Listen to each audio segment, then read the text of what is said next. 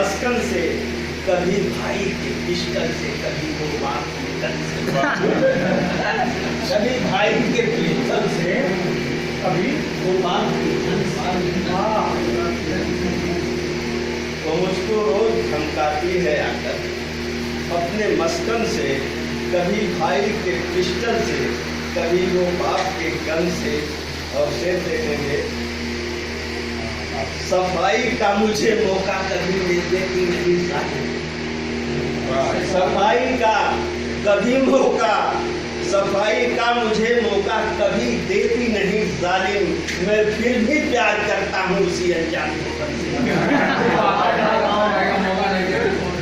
सफाई का कभी मौका नहीं देती मुझे जालिम, मैं फिर भी प्यार करता हूँ इसी अनजान वतन से।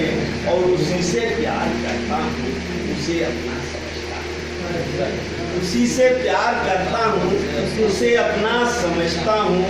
सवेरे उठ के करता है जो मालिश रोज मक्खन से। सवेरे करता उठ के जो करता है मालिश। और जिगर की जब गजल पढ़ता हूँ मैं लोगों तरन्नुम, जिगर की जब गजल पढ़ता हूँ मैं लोगों तरन्नुम से।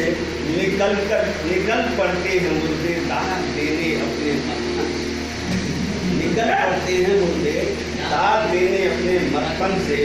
और हमारी बात ऐसी है कि सुनने के लिए एक, हमारी बात ऐसी है कि सुनने के लिए देखो कि अब एकौना से कोई आया है, कोई इंदिरा बंस।